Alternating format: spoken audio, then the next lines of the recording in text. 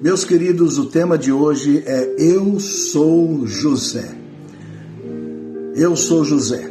Gênesis capítulo 45, do versículo 3 até o versículo 8. Todos são bem-vindos, é uma noite importante. Vamos falar sobre uma história dos patriarcas do povo judeu, Abraão, Isaac e Jacó, mas o nosso maior interesse é José, quando ele tem aquele encontro com seus irmãos. José é um símbolo de Jesus Cristo no Velho Testamento. E ele traz o amor de Deus para a sua família. Ele perdoa os seus irmãos. E nós podemos estudar a família de várias maneiras. Estou vendo aqui a Tati, que está chegando. Podemos estudar a família de diversas maneiras. E a família judaica, a gente fala o Deus de Abraão, de Isaac, Jacó, essa expressão que remete ao pai da fé, remete a Abraão, depois fala de Isaac, seu filho, depois Jacó, seu neto, e de Jacó surge José. Então o tema de hoje fala sobre José do Egito. Então eu quero dar as boas-vindas, estou vendo o João chegando, a Tati, pessoas amigas que sempre participam da live. Fique comigo nessa meia hora. Vamos estudar a Claudete aí, estou vendo. Boa noite, Claudete. Deus abençoe a todos vocês, gente. É sempre muito gostoso estar aqui com vocês. Hoje eu não convidei pessoas, vou pedir que você convide, usando aí a barra do seu celular, para convidar amigos para participar da nossa live. Um abraço aí para Nalva lá de Natal, Claudete aqui de Vargem, mora em Casa Branca, mas da igreja de Vargem, e a Eva também chegando. Olha a Eva, que bacana, Eva, lá de Jundiaí, tá aqui. Cleusa, aqui de Casa Branca. Deus abençoe todos vocês, gente. O tema de hoje é Eu sou José. Ele repete essa expressão em Gênesis capítulo 45, versículo 3, e repete no versículo 4, Eu sou José, vosso irmão. E nós vamos entender por que é tão importante essa expressão. Porque José, todos sabemos, foi vítima de muitas injustiças por parte da sua família, e finalmente ele cresce no Egito, acaba sendo o segundo depois de Faraó, e num dado momento, quando ele poderia se vingar de seus irmãos, ele usa aquele momento para curar a sua família. Na realidade, 4 gerações de muitas contradições. Nós vamos ver isso aqui. Muito interessante, Vamos começar a Cidinha chegando, Marcos Martins. Muito bom. Queridos, vamos começar cantando a nossa doxologia, não é isso? Ó, Francisco Bueno, meu irmão, Francisco de Palmeiras, meu colega, meu amigo Francisco, é muito bom tê-lo aqui, meu irmão. Grande abraço, viu? Então hoje abra a sua Bíblia em Gênesis capítulo 45, do versículo 3 até o versículo 8, e nós vamos ver como é que uma pessoa pode colocar um fim a várias gerações de tragédia, de tristeza, de traumas e assim por diante, numa só família. Thelma, lá de Recife, Deus te abençoe, Thelma. Grande abraço, querida. Quanto tempo que a gente não se vê, Quem sabe a gente vai se encontrar um dia. Um forte abraço para você, para Tassiana. Bem, vamos cantar a nossa doxologia para a gente dar início a esse momento e depois nós vamos então orar e começar o nosso estudo da palavra. Abra em Gênesis capítulo 45. Valdecir Cipollini, Deus te abençoe, Cipollini. Forte abraço, meu querido. Vamos cantar a doxologia.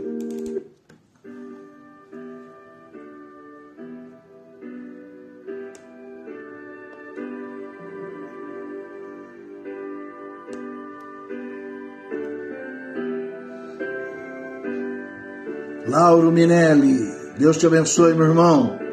Estamos juntos. Abra sua Bíblia em Gênesis capítulo 45. Ana Cláudia. Vamos cantar. Nem fácil, né? a Deus Supremo Criador. Vós, anjos e homens, dai louvor a Deus, o Filho, a Deus, o Pai, a Deus, Espírito, glória dai.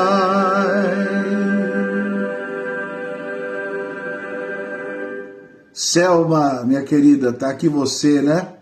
Selma, tô vendo você aqui, que bom que você está aqui com a gente hoje, a Selma Dourador. Deus te abençoe, Selma, amigo já há tanto tempo, né? Deus te abençoe. 30 minutos, me deem 30 minutos. Vamos estudar, é um assunto extenso, mas eu vou tentar cobrir uma série de análises na família de José, porque é como se fosse um funil. A história do povo de Israel começa com Abraão, com a chamada de Abraão, da terra de Ur dos Caldeus. E ali começa o chamado monoteísmo ético. Não é apenas monoteísmo, tem muitos monoteísmos no mundo, mas o chamado monoteísmo ético é o do judaísmo, que vem para o cristianismo. Nós cremos num só Deus que tem implicação no nosso comportamento, no nosso estilo de vida, na nossa maneira de ser. E quando José chega para os seus irmãos e diz, e se revela, e diz, eu sou José, ele estava colocando um ponto final num drama pessoal e também curando toda a sua família. É isso que eu vou tentar mostrar para vocês hoje, a importância de uma pessoa espiritual, uma pessoa bondosa, uma pessoa que tem a visão de Deus sobre a sua vida. Nós podemos ficar a vida inteira reclamando do nosso passado.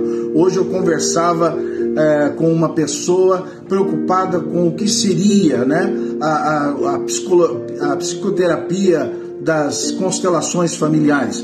É mais ou menos isso, é uma análise sistêmica da família. Como é que aqueles padrões errados familiares se repetem de geração em geração? Não é que haja aí um encosto, um demônio na família, não é que haja aí uma maldição do ponto de vista mágico em cima de alguém que persegue as pessoas, não é bem isso.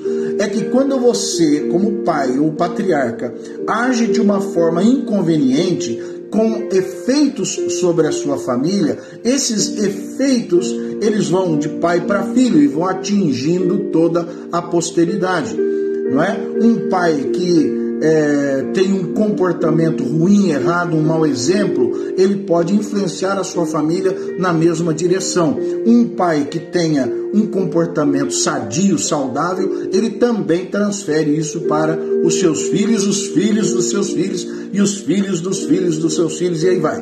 Então, é uma análise sistêmica da família. E eu vou falar sobre esse tema, eu sou José. E vocês vão entender na conclusão por que eu estou trazendo esse texto como sendo o mais importante de toda essa trama, certo? Você vê, por exemplo, como que a vida de Abraão refletiu na vida de Isaac, refletiu na vida de Jacó, refletiu na vida da família de Jacó e especialmente na vida de José. Então acompanhe comigo nessa análise que eu vou fazer, muito simplista, muito superficial, mas que eu acho que vai dar para você uma visão muito bonita do que você é. Porque eu sei que você tem as suas contradições familiares, você tem as suas frustrações, seu pai, seus avós, você vai atrás para ver aquilo que fez você ser o que você é hoje.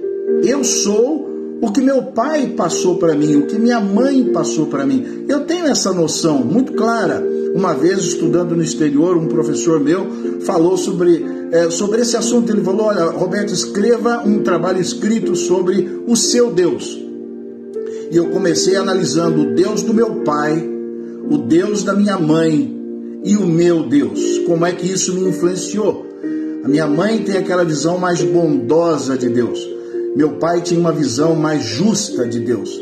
Então, aquele Deus irado, justo, que punia o pecado. A minha mãe sempre passou para mim aquela ideia de um Deus amoroso que que nos ama, que nos perdoa, que nos acolhe. E ela dizia para o meu pai: Roberto, se você falasse mais do amor de Deus, talvez você fosse mais bem sucedido na sua evangelização. Ele fez muita coisa bonita, muita coisa boa, plantou várias igrejas em Palmeiras, em Itubi, em Aguaí, assim por diante. Ele fez muito trabalho evangelístico, mas essa visão do amor de Deus veio por parte da minha mãe. E quando a gente estuda a história de Israel, com Abraão, Isaac e Jacó, e depois chegando em José, nós vamos ver todas essas distorções. Então, todos nós carregamos uma herança familiar, assim como José tinha a dele. O que a gente vê na história dos patriarcas? Sim, tem o lado da fé de Abraão, da sua convicção de que Deus estava com ele. Isso é maravilhoso, porque isso é um mito criado no judaísmo, aquela noção de que Deus tem um plano para mim, Deus tem um plano para minha família, Deus vai trazer o Messias através da nossa geração e nós vamos então ser instrumentos de Deus para a salvação do mundo. Essa era a mensagem básica de Deus a Abraão. Quando Deus chama Abraão, ele recebe a promessa que ele seria o pai de muitas nações, ele seria o pai da fé, aquele que abençoaria todas as famílias da terra. E sabemos que foi de Abraão que Jesus chegou a esse mundo, o nosso Salvador. Mas Abraão não era sem defeito. Abraão era uma pessoa que também errava. Por exemplo, quando ele esteve no Egito, ele não apresentou a sua esposa como sua esposa, mas como irmã, porque tinha medo que Faraó gostasse da esposa dele e o matasse. Então ele mentiu, fez com que Faraó se aproximasse da esposa dele, sem ele saber que era a esposa de Abraão. Ele falou: se eu falar que ela é minha irmã, e era mesmo, se eu falar que ela é minha irmã, ele vai me tratar bem. Se eu falar que é minha esposa, ele vai me matar para ficar com ela. Olha a insegurança de Abraão numa terra estrangeira. Então esse engano, ele continua na história de Israel. Jacó foi conhecido como enganador, aquele que enganou o seu sogro, não é isso? Aquele que enganou o seu irmão Esaú, aquele que foi atrás da bênção através do engano. Então a gente vê numa análise sistêmica como certas contradições na vida dos patriarcas foram reproduzidas na vida dos seus filhos, seus descendentes.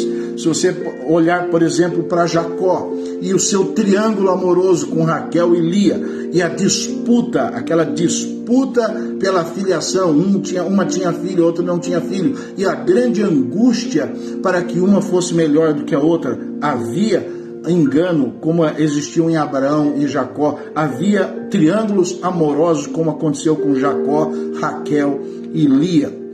Existia também exploração. Jacó, quando chega na terra de Labão e se casa com Raquel e Lia, ali ele fica rico através a sua estratégia de colocar aquelas varas e as ovelhas nascerem brancas e negras e malhadas, e ele então fica rico daquela forma. Existem segredos escondidos por anos no caso de José, quando os irmãos planejaram matar José por raiva, por inveja. Eles levaram José para um lugar e iam matá-lo, mas resolveram não matá-lo e vendê-lo. Esse segredo, essa mentira, ficou encoberta dentro da família, porque os irmãos tiveram que voltar para a sua casa e falar para o pai Jacó que José havia morrido. Eles lembram? Eles cortaram uma ovelha, jogaram sangue na túnica de José e eles voltam para dizer: nosso irmão mais novo morreu. E o pai quase morreu nessa também. Mas durou o quê? 30 anos. 25 ou 30 anos para que essa mentira fosse revelada, fosse confessada.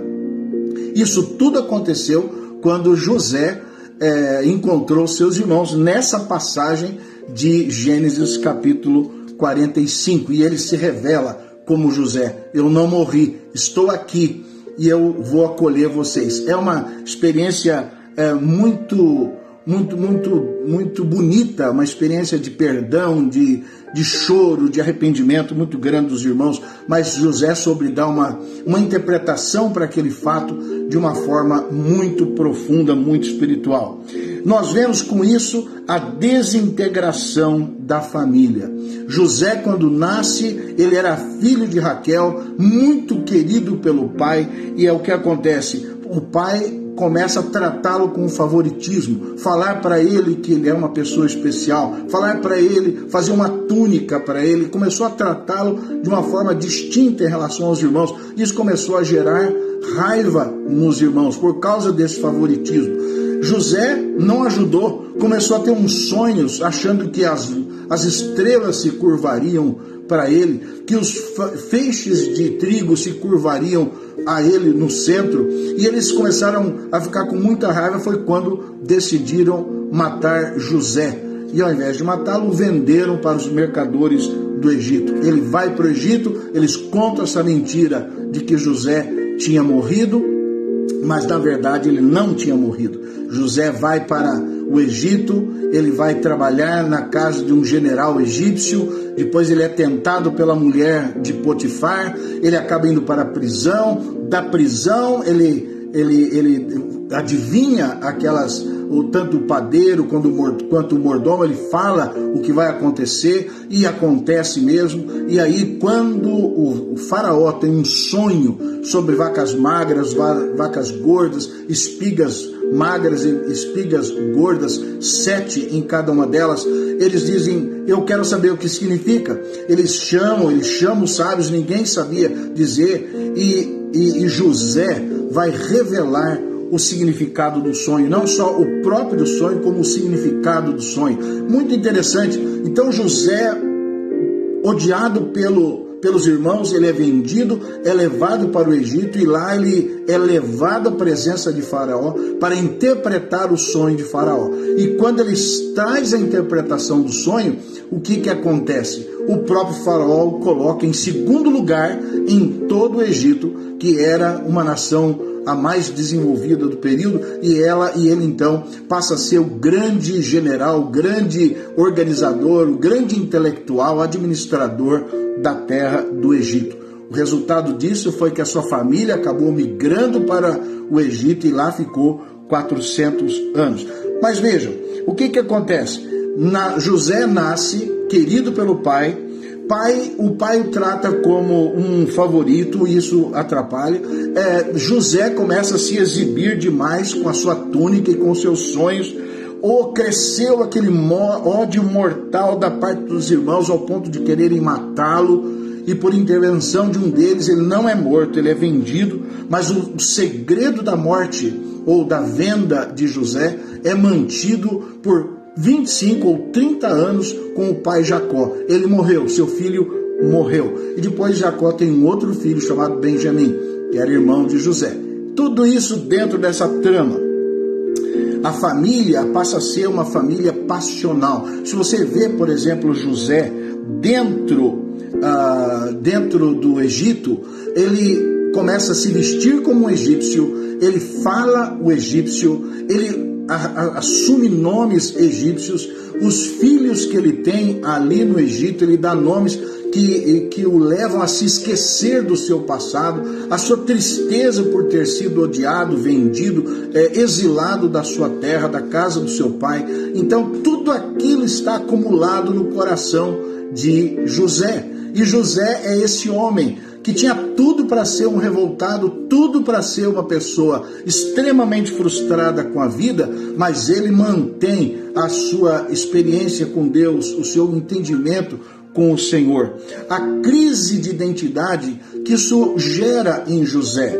Vejam, ele recebe aquela herança, com a maneira dele ser tratado pelo pai, a família se desintegra, um grande segredo é mantido por 25 anos sem o pai saber que ele está de fato vivo. E com isso, José, longe, sem poder voltar, José desenvolve uma crise de identidade. Ele tem a sua ocupação, tem a sua carreira, tem a sua vocação. cresce no seu coração a angústia de ter sido abandonado, rejeitado pela família. Ele começa a renunciar ao seu passado, adota um nome egípcio, os seus filhos têm nomes egípcios, ele se casa com mulheres egípcias, mas no fundo ele conhecia o Deus de Israel, o Deus de Jacó, e ele então mantém a sua identidade lá no fundo, embora lute com o seu passado, lute com as suas tristezas. Ele admite ali, ele assume uma nova identidade, ele é tratado como um egípcio, ele recebe seus irmãos como um egípcio. Nunca perdeu a sua convicção da presença de Deus. Ele sabia que Deus estava com ele. Nas suas ações, ele sempre manteve uma integridade impressionante em relação à tentação da mulher de Potifar, que queria se deitar com ele, ele não aceitou. E assim foi, ele estava na prisão, mantinha a sua comunhão com Deus, ele vai para o palácio e lá ele se torna o maior, depois de Faraó, sobre o Egito. Então vejam que a crise que esse moço enfrenta durante toda a sua vida. Ele tinha tudo para odiar a sua família, odiar os seus irmãos, porque ele é um herdeiro de todas essas contradições. O seu pai, Jacó, era conhecido como enganador. Abraão foi aquele que mentiu lá no Egito. E assim você começa a ver todas essas situações ruins que de alguma forma formam a crise identitária, a crise de identidade que José vivencia na sua vida. Mas ele cresce dentro disso. De repente, ele percebe que os seus irmãos estão no Egito, porque o seu sonho, o sonho de Faraó, de 7 anos de abundância e 7 anos de fome, de fato se cumpriram, e Israel, a fome chega. O pai Jacó manda os seus irmãos para o Egito, porque ficou sabendo que lá tinha mantimento, e os irmãos vão, chegam lá. Eles têm então aquele momento dramático de se apresentarem. José reconhece os seus irmãos, os mesmos que os venderam, que queriam matá-lo. Reconhece os seus irmãos. E ali ele então usa de uma estratégia para não se identificar. Os irmãos são tratados de uma forma estranha, o dinheiro é colocado dentro do mantimento, eles se colocam como, então são acusados de furto, de roubo, seguram um irmão dentro do Egito e ele exige que o irmão dele, filho de Raquel, seja trazido. E eles falam: por favor, não faça isso. Não faça isso, porque o nosso irmão José já desapareceu, já morreu. E o único que resta é o irmão Benjamim. Então, o segundo filho de Raquel: por favor, não faça. Se eu trouxer esse menino para cá, o meu pai vai morrer. Porque ele amava muito a José e José morreu. Muito interessante. Toda essa trama, ela é desenvolvida mostrando como José tinha uma visão espiritual de tudo aquilo, porque o Gênesis capítulo 45 vai falar sobre isso, como é que José viu essa oportunidade de se encontrar com seus filhos. Ele poderia ter sido vingativo, mas não foi. Então, quando ele, enganando os irmãos, deixando presos, mandando de volta, mandando mais alimento do que eles pediram, colocando dinheiro dentro dos sacos de alimento, e eles então sendo acusados e usando toda aquela estratégia para trazer o seu irmão Benjamim para o Egito. Os irmãos começam a revelar, a falar em hebraico. Eles acham que José não conhece hebraico, porque o José os recebeu através de intérpretes. Ele falava egípcio e os irmãos não sabiam direito o que estava acontecendo, mas José sabia de tudo, até que chegou aquele momento, quando ele se retirando, chorando, voltando para aquela cena com os irmãos, ele finalmente manda todos saírem, e aqui no capítulo 45 ele se revela. E é quando no versículo 3 ele fala exatamente isso. E disse a seus irmãos: eu sou José, vive ainda meu pai?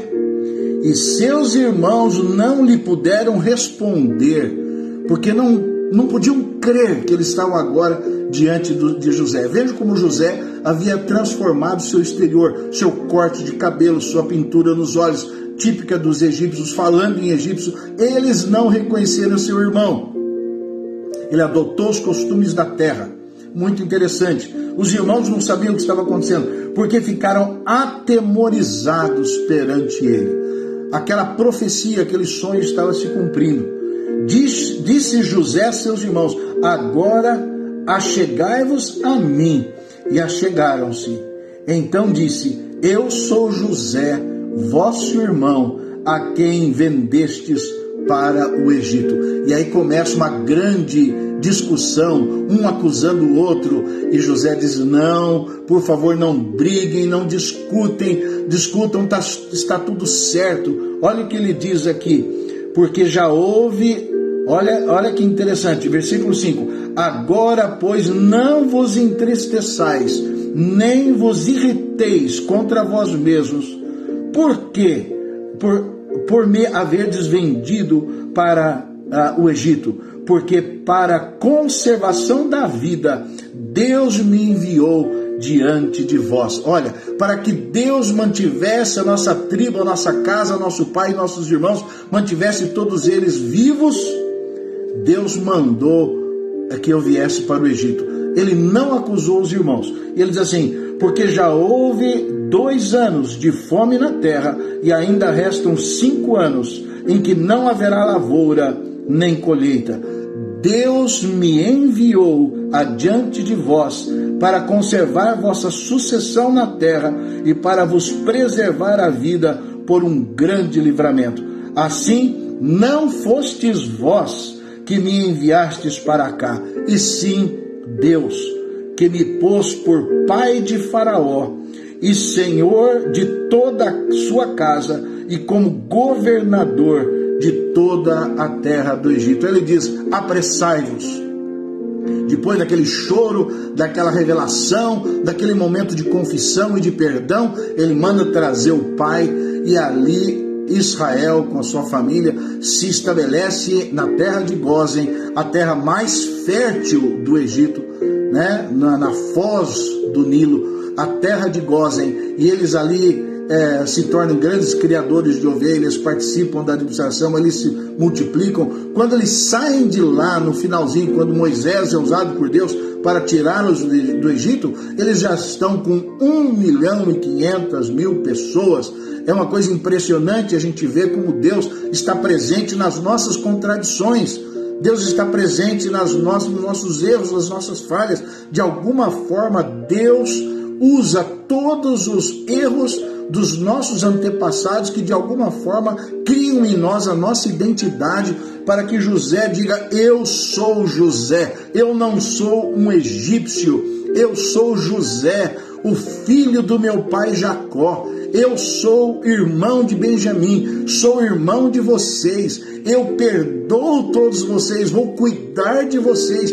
Deus me colocou por segundo em autoridade no Egito, e eu aqui vou usar toda a minha autoridade para abençoar a minha família, para preservar a nossa geração, para que o nosso povo cresça e se multiplique. Depois tem a história em que José realmente recebe, então ele recebe o seu pai, e tudo é feito de uma forma maravilhosa, porque Faraó ama José, dá para eles um lugar especial, e eles então se multiplicam. Olha a passagem maravilhosa em que José cura tudo, porque veja, nesse reencontro de José com a sua família, o que é que ele faz? Ele está, de alguma forma, trazendo a mentira à luz. Os irmãos têm que voltar para casa e confessar que eles tinham vendido José e que o José estava vivo. O pai, já idoso, tem saúde para caminhar, para se encontrar com seu filho José. O Benjamim está lá também, e assim por diante. É todo um processo de cura. toda aquela família numerosa de 12 irmãos agora se reúne, e vários filhos. Eles, quando vão para o Egito, eles estão com 73 pessoas. Quando eles saem de lá, saem com 1.500.000 pessoas. Eles crescem no Egito, se identificam com o Egito. Ali eles vivem na presença de Deus, buscando a presença de Deus. Esse reencontro com o seu passado, esse reencontro com os seus irmãos, quebra esse passado, essa tristeza que havia no seu coração, e ele então readmite a sua identidade. Eu sou José, eu não sou um egípcio, eu sou José, que Deus, não vocês, Deus me trouxe para o Egito, Deus fez a obra na minha vida para que eu abençoasse a minha família. Tragam o meu pai. Então há uma grande reconciliação. Os irmãos começam a aceitar as distorções, aquele amor exagerado do pai por José. Agora estão felizes por aquilo. Então tem várias situações, não tem como entrar nesses detalhes, mas o fato é que José promove a cura da família, a reconciliação familiar, sua maneira espiritual, a sua maneira de ver a direção de Deus na sua vida, cura os seus irmãos, cura o seu pai, cura o seu passado. Ele volta a celebrar a sua identidade e a exaltar o Deus de Israel. Deus tinha um plano, diz José para os seus irmãos. Deus tinha um plano, as coisas estão exatamente como Deus planejou. Eu sei que muitas vezes nós olhamos para trás e olhamos as nossas contradições, nossos erros, nossas falhas do passado, as falhas dos nossos pais, dos nossos avós. Tudo isso de alguma forma está presente na nossa formação, na nossa identidade. Mas Deus tinha um plano. Deus está agindo na sua vida, como agiu na vida de Moisés. Não tenham medo de nada, vocês não sofrerão nenhum dano. Eu perdoo vocês. Eu estou aqui com o coração feliz de estar reencontrando os meus irmãos. É uma bênção muito grande tê-los aqui, e eu me vejo como o grande instrumento de Deus para abençoar meu pai, abençoar vocês, trazê-los à comunhão. É um momento de cura, um momento maravilhoso. Venham morar comigo, disse José, saiam de lá. Ainda tem mais 5 anos, apenas 2 anos de fome, ainda tem mais 5 anos, não morram lá, não vão ficar viajando não, venham para cá, venham morar comigo, eu vou providenciar um lugar para vocês morarem, e eu cuidarei de todos vocês, disse José para os seus irmãos. E assim a paz é estabelecida numa família que por várias gerações sofreu várias contradições. Nós vimos no início a questão do engano, a questão dos triângulos amorosos, as explorações, nós vimos segredos sendo revelados, nós vimos rivalidade entre os irmãos, ira dos irmãos contra o pai, e assim você vê toda uma série de contradições dentro da família dos patriarcas, Abraão, Isaque, Jacó e agora José. E José é usado por Deus para curar a sua casa. Talvez você seja a pessoa usada por Deus para curar as mágoas, as brigas, as dificuldades que você esteja vivendo talvez dentro de casa. É um gesto de amor, um gesto de perdão, uma iniciativa de dizer: eu te amo, não sofra, não tenha medo, não fique distante de mim, eu quero você perto de mim, meu irmão, minha irmã, eu amo ter vocês perto de mim, eu também quero vocês comigo, e eu serei um instrumento de Deus para abençoar a vida de vocês. Tudo isso tem a ver com aquele grande sonho, o sonho de ser uma bênção para as nações. Abraão trouxe tudo isso para mim e para você, porque Abraão é o nosso pai, o pai da fé. mesmo com as suas contradições, as contradições de Isaac, as contradições de Jacó, eles conseguiram transmitir para as gerações futuras e para a sua geração, a fé num Deus que atua nas nossas famílias. Então não sofra, não se desespere, não sofra além do necessário, simplesmente coloque seu coração diante de Deus, aceite a perspectiva de Deus na sua vida, fixe os objetivos, propósitos e sonhos do Senhor na sua vida, não dê lugar à amargura, à inveja, às discussões, não faça isso. Desenvolva a sua fé na presença de Deus, vincule o seu coração na presença de Deus e aceite a ação de Deus no seu passado. Você tem uma identidade, assim como José disse: eu sou José, eu não sou outro, eu sou José. Apesar de eu ter lutado contra a minha identidade, hoje eu sou o que eu sou. Como você é o que você é, eu sou o que eu sou. E nós que cremos em Deus sabemos que Ele está por trás de tudo isso. Com isso nós construímos um grande sonho pelo qual viver, trazer paz, harmonia, alegria, perdão, compreensão da ação de Deus na nossa vida. Essa é a minha palavra para você hoje. Essa é a minha palavra para o seu coração. Coloque a sua vida diante do Senhor.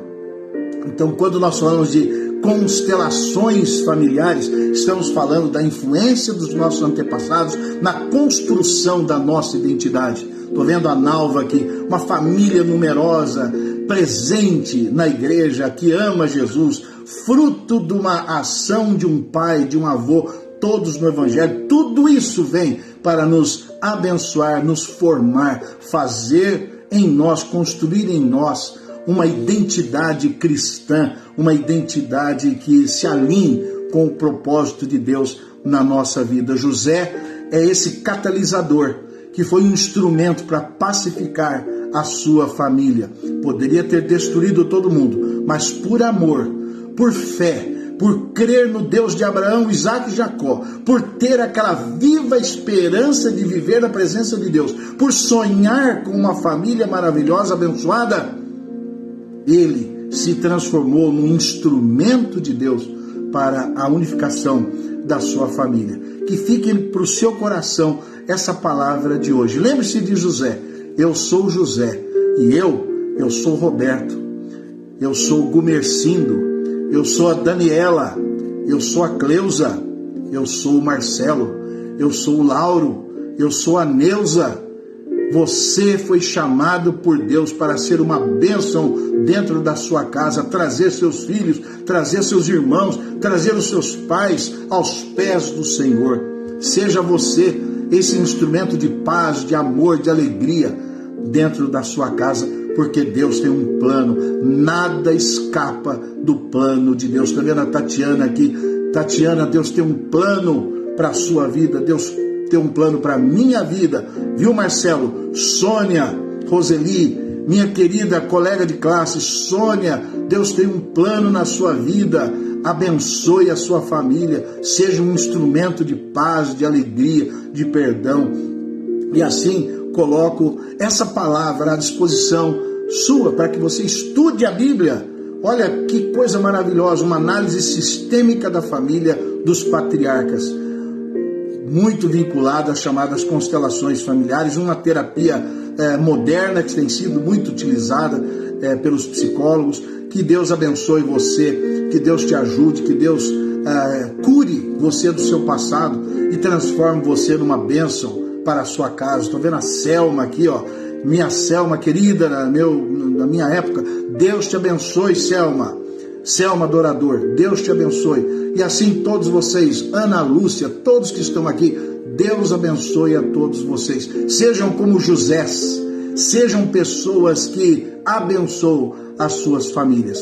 Traga Jesus para morar dentro da sua casa. Amém? Vamos então encerrar a nossa reunião. Vamos orar e assim cantar um amém tríplice para a gente encerrar. Eu peço que você depois compartilhe essa live.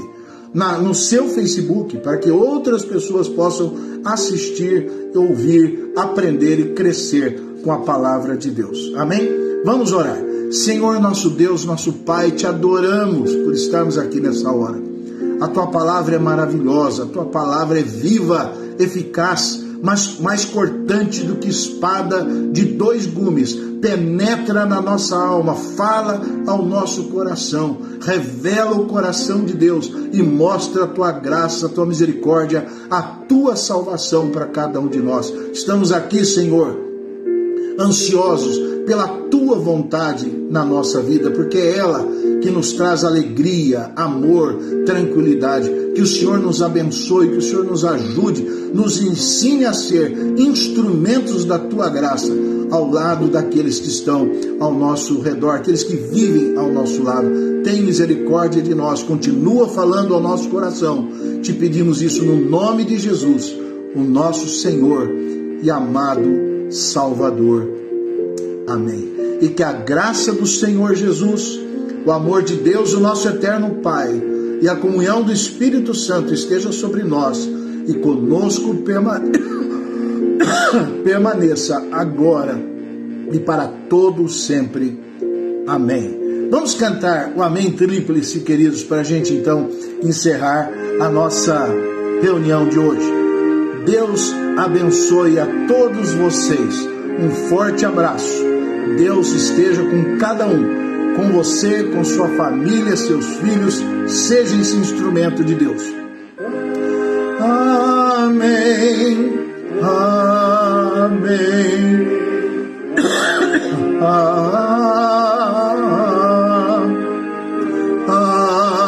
Amém.